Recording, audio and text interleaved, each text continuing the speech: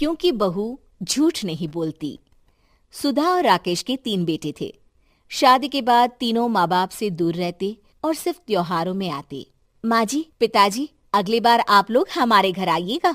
अरे नहीं बहू, सब यहीं आ जाते हैं तो घर खिला खिला लगता है। हाँ बहू, तू हमेशा बुलाती है तो जरूर आएंगे तेरे पास भी। हाँ हाँ, दीदी का घर बड़ा जो है, सब कुछ आपने शादी के बाद दीदी को ही तो दे दिया था। हमें भी दिया होता तो हम भी बड़ा घर लेते। क्यों सुनील? अरे नहीं नहीं, पापा ने सबको एक बराबर ही दिया है। छोटी बहू, क्या चाहिए तुम्हें, बोलो।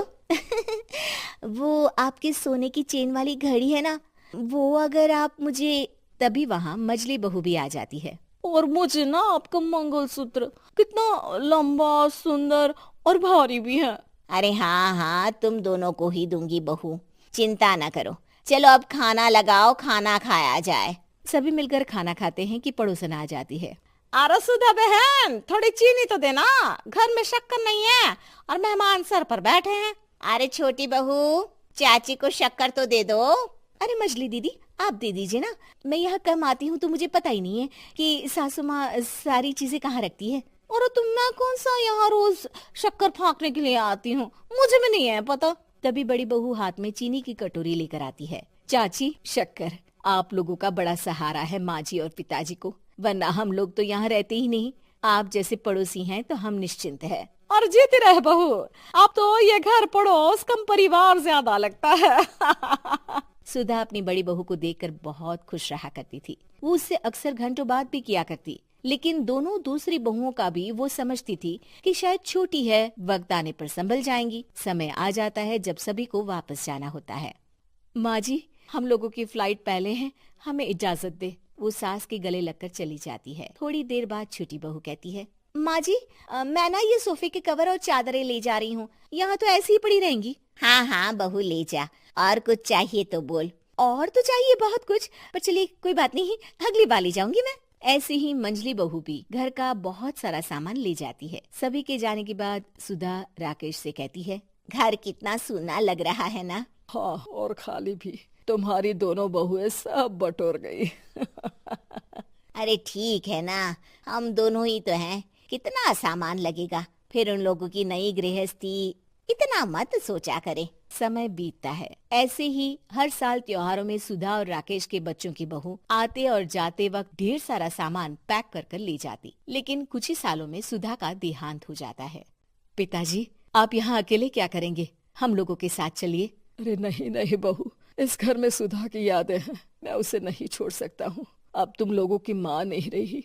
देख लो, वैसे तो मैंने उसके जीते जी सब कुछ दे दिया है, लेकिन कुछ उसका पर्सनल कीमती सामान था जो ये है, ले लो। सामान में होती है एक घड़ी और एक मंगलसूत्र। माँ जी ने कहा था कि वो ये घड़ी मुझे देंगी। हाँ हाँ पिताजी, माँ ने सबके सामने ये घड़ी सरिता को देने के लिए कहा था। उठा लो सरिता माँ की घड़ी। अब क्या था, छोटी बहू फट से घड़ी उठा लेती है। और पिताजी, ये मंगलसूत्र तो माँ ने मुझे ही देने को कहा था, याद है ना? वो सभी की ओर इशारा करती है। तू भी ले ले ये हार बेटा, कोई बात नहीं। मंजली फटाक से हार उठा लेती है। ससुर बड़ी बहू की तरफ देखते हैं। तुझे क्या दूं बेटा? पिताजी, माँ ने एक चीज मेरे लिए भी रखी है। सभी के कान खड़े हो जाते हैं कि आखिर सास ने क्या रखा होगा बड़ी के लिए। अरे माँ जी तो दीदी से प्यार भी ज्यादा ही करती थी, हमेशा उनसे बात किया करती। जरूर कोई बड़ी और अपनी प्रिय चीज दी होगी दीदी को। और देख लेते हैं ना, वरना तो हम भी बराबर का बंटवारा करेंगे। हाँ हाँ, कर लेना बंटवारा। लेकिन बड़ी बहू बताओ तो, सुधा ने क्या रखा है तुम्हारे लिए? अभी तो हम लोग यही हैं पापा जी, जब जाने लगेंगे तो बता दूंगी। बड़ी बहू के मुंह से ये बात सुनकर बाकी दो बहुएं सोचने लगती हैं कि आखिर क्या है जो दीदी को सासू माँ देकर गई हैं। दीदी, ऐसा तो नहीं ना कि पूरे घर का आधा हिस्सा माँ बड़ी भाभी को देकर गई हो? तभी वहाँ ससुर आ जाते हैं। नहीं नहीं, ऐसा कुछ नहीं है। मकान तो तुम तीनों का बराबर से है। देखो, बड़ी बहू से तुम्हारी सास ज्यादा जुड़ी थी, न जाने क्यों घंटों बात किया करती थी। पता नहीं क्या देकर गई है उसे। और ससुर जी, आपको क्या पता, चालाकी से पूरे घर के पेपर में साइन करवा लिए हो, या फिर कोई छुपा गहना। आखिर मकान पूरा तो आपने सासू माँ के नाम ही कर रखा था ना। अब घर में ये सस्पेंस बन जाता है कि आखिर बड़ी बहू क्या लेकर जाएगी। फिर वो दिन भी आ जाता है जब बड़ी बहू के जाने का समय हो जाता है।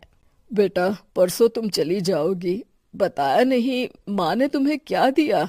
घड़ी और हार जो बेशकीमती था और तुम्हारी सास को सबसे ज्यादा प्रिय था, उसका तो बंटवारा भी हो चुका है। अब तुम्हारी बारी। हाँ पिताजी, आज मैं ये बात बताने ही वाली थी। माँ ने मुझे उससे भी बेशकीमती चीज दी है और वो है आप। आपसे अधिक प्रिय उन्हें कुछ नहीं था।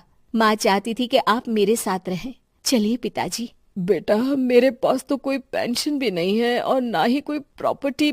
लेकिन आपके पास संस्कार है पिताजी, जो मेरे बच्चे आपसे लेंगे, तो आपको ले जाने पर स्वार्थ ही है मेरा। चलिए ना पापा। सभी के सामने पिताजी बड़ी बहू और बेटी के साथ उनके घर चले जाते हैं। गपोड़ी बहू। उमा जी की बहू पिंकी को गप्पे मारने की बहुत आदत थी। वो जब भी किसी के बारे में बातें करती तो बड़े बड़े गप्पे फेंका करती। आसपास के सब लोगों को पता था कि पिंकी बहुत बड़ी गपोड़ी बाज है। लोग उसकी बात पर विश्वास नहीं किया करते थे, लेकिन हाँ, उसकी बातें सुन सुनकर हंसते बहुत थे। अरे बहू, पड़ोस वाली शर्मा जी है ना, उनकी बेटी का जन्मदिन है, तुम भी चली जाना। ठीक है मम्मी जी, ये तो बता दो गिफ्ट में लेकर क्या जाना है? अरे लेकर क्या जाना है, 250 का लिफाफा दे देना, बस काफी है।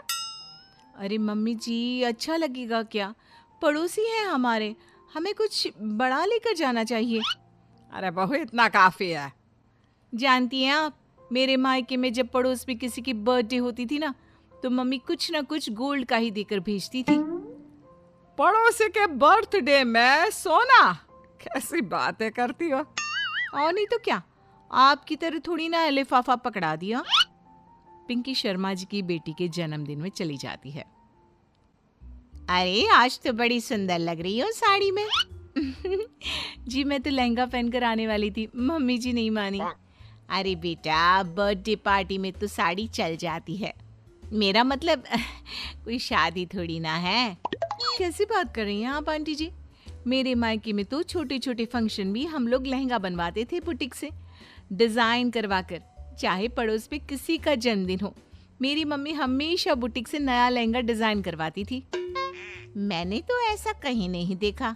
ये तो तुमने आज बड़े कमाल की बात बताई। अरे जाने दीजिए, कोई बात नहीं। और बताइए, आपकी बेटी नजर नहीं आ रही? अरे भाभी, मैं यहाँ हूँ। ये देखिए मेरा ड्रेस कैसा लग रहा है। ठीक ही है, मतलब बर्थडे के हिसाब से थोड़ा हल्का है ना।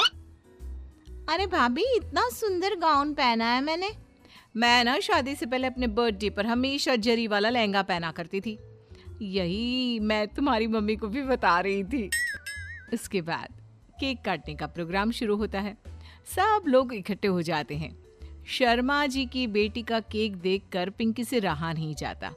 उसके अंदर का गपोड़ी बाज बाहर निकल कर आ जाता है। अरे इतना छोटा सा केक! अरे बेटा, मेहमानों के हिसाब से ही है, जितने लोग इतना बड़ा केक। आंटी जी, कम से कम 4 या 5 मंजिल वाला केक तो बनाना चाहिए था। आपकी बेटी का बर्थडे रोज रोज थोड़ी ना आता है। मेरे बर्थडे पर हमेशा पापा 4 केक बनवाते थे। सारे केक 4-4 मंजिल के होते थे। वहां पर सारे लोग उमा जी के मोहल्ले के ही थे और वो पिंकी के गप्पे मारने की आदत से अच्छी तरह वाकिफ थे। इसलिए सब लोग उसकी बात सुनकर हंसने लगे, लेकिन किसी ने पिंकी से कुछ नहीं कहा। एक दिन सुबह सुबह पिंकी ने अपनी सास से कहा, मम्मी जी, मेरे मम्मी पापा मुझसे मिलने के लिए यहाँ आ रहे हैं। अरे वाह, ये तो बहुत अच्छी बात है। उनके आने की तैयारी करो, अच्छा अच्छा खाना बनाओ। वैसे कब तक आएंगे? मम्मी जी फ्लाइट से आ रहे हैं, कल शाम को 4 बजे की फ्लाइट है।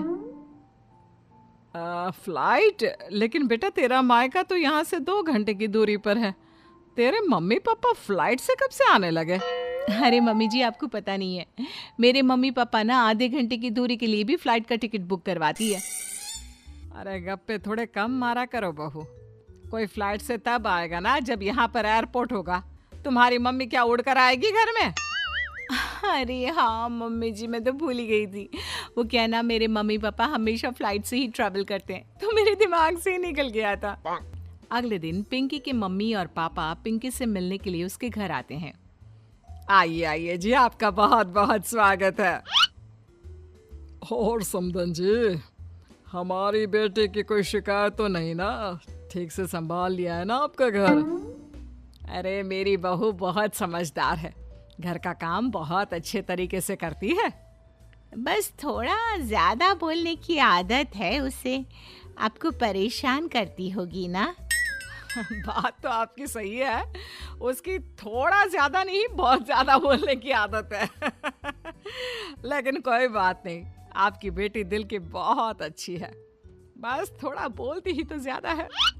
पिंकी बेटा इधर आओ, देखो तुम्हारे मम्मी पापा आए हैं, तुमने इनके लिए खाना तो बना लिया ना? वो क्या है ना मम्मी जी, आपसे एक बात कहनी थी। हाँ हाँ बोलो बहू, क्या बात है? डरने की कोई जरूरत नहीं। वो मम्मी जी, मैंने सोचा मम्मी पापा आए हैं तो खाना बाहर से मंगवा लेती हूँ। अरे कोई बात नहीं बेटा, वैसे भी तुम किचन में काम करने लग जाती तो अपने मम्मी पापा से बात कब करती। बहुत अच्छा किया, अब तुम अपने मम्मी पापा के साथ बैठकर आराम से बात करो, मैं अंदर जाती हूँ। शाम का वक्त जैसे ही दरवाजे की घंटी बजी, 3-4 लोग हाथों में खाने के बहुत सारे पैकेट लेकर उमा जी के घर पहुंच गए। अरे भाई कौन है आप लोग? लगता है गलत पते पर आ गए। नहीं माँ जी, हम तो खाने का ऑर्डर डिलीवर करने आए हैं, यहीं से बुकिंग मिली थी। अरे नहीं नहीं, आपको कोई गलत फहमी हुई है, हमारे यहाँ तो 2 ही मेहमान आए हैं। आपके हाथ के पैकेट देखकर लगता है इसमें 50 लोगों का खाना है। माँ जी आपने सही समझा, खाना तो इसमें 50 लोगों का ही है, क्योंकि हमें ऑर्डर यहीं से 50 लोगों का मिला है। अरे लेकिन इतना सारा खाना, कहीं मेरी बहू ने अपनी गप मारने की आदत के चलते ऐसा तो नहीं कर दिया? ये खाना आप रख लीजिए और हमें हमारे पैसे दे दीजिए। अच्छा वैसे कितने का बिल बना है? ज्यादा नहीं, बस 10,000 दे दीजिए। उन लोगों की बात सुनकर उमा जी पिंकी को आवाज देकर वहां बुलाती है। जैसे ही पिंकी वहां आती है, खुश होते हुए उन लोगों को वहां पर खाना रखने के लिए कहती है। अरे इतना सारा खाना क्यों मंगवाया बहू? अरे मम्मी जी, मैंने आपको बताया तो था, मम्मी पापा आए हैं तो मैं खाना बाहर से मंगवा रही हूँ। ये बात सही है बेटा, लेकिन 2 लोगों के लिए 50 लोगों का खाना? अरे मम्मी जी, कुछ कम पड़ जाए तो अच्छे थोड़ी ना लगता है, और मेरे मायके में तो ऐसा ही होता है, एक्स्ट्रा खाना मंगवाते हैं हम लोग। तभी पिंकी के मम्मी और पापा वहां पर आते हैं। अरे बेटा, एक्स्ट्रा खाना मंगवाने का मतलब ये थोड़ी ना होता है कि 2 लोगों के खाने के लिए 50 लोगों का खाना मंगवा लो। और बेटा तुम्हारी गप मारने की आदत के चलते 10,000 का बिल आया है, तुम्हें नहीं लगता ये गलत है? देखो बहू, बढ़ा चढ़ाकर बातें करना अपनी जगह, लेकिन इतनी बड़ी बड़ी फेंकना भी गलत है ना। पहली बात तो इतने सारे पैसे लगे, और दूसरी बात खाना वेस्ट होगा। आप लोग ठीक कहते हैं, मैं आज के बाद अपनी इस आदत को कंट्रोल करने की कोशिश करूंगी और अब से गप थोड़ी कम मारा करूंगी। पिंकी की बात सुनकर सब लोग हंसने लगे।